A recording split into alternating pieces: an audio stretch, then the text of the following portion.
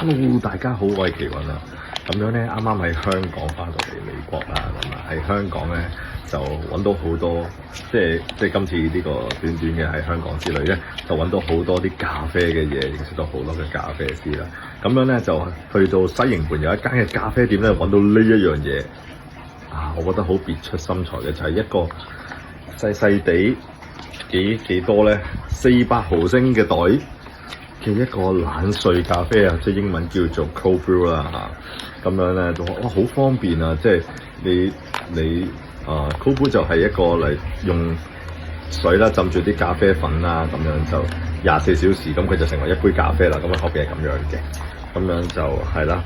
然之後通常一般嘅 cold brew 咧就會係比較少少濃郁少少啦，咁樣有少少好似漿咁嘅味嘅，我個 body 好厚嘅，係啊，咁樣咧呢間咖啡店叫做咖啡啊，唔該啦，我相信認識某位播音員嘅人都知道呢間嘢係佢開㗎啦嚇，咁樣咧佢就話就用咗 Kenya Double A 呢個酒咧，然之後咧就整出嚟嘅呢一個嘅冷萃咖啡咧，就有呢一個嘅黑莓果香啦、甘草甜同果汁般嘅口感喎。咁我哋一齊嚟試下啦。呢個就已經係雪咗多過一日嘅一個嘅冷萃咖啡啦嚇。咁啊，你見到呢個嘴啊，其實你可以就咁攞出嚟，係咁飲又得。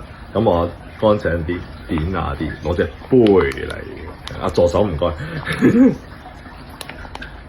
好難擰，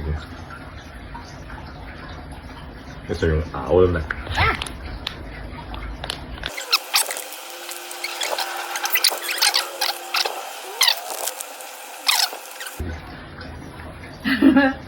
開龍蝦，要用開龍蝦嘅鉗嚟開。好，開到啦！終於都開到啦！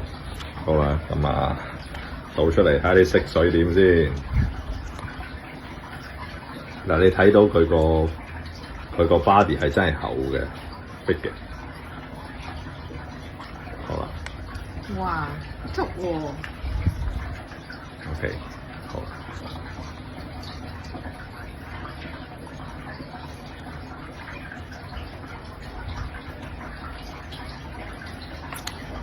佢真係似果汁嘅，係啦，嗰個黑莓味道咧係慢慢去到後尾先至出嚟。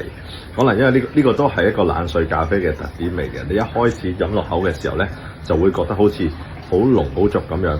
咁但係其實慢慢跟住就滲出嚟咁樣啦嚇。如果你話覺得佢係一個哇入口嘅橙汁蘋果汁咁樣，唔係嘅嚇。咁但係呢個正正就係冷萃咖啡最得意之處啦，而先苦後甜咁慢慢將佢品嚐佢出嚟。OK， 值得一試。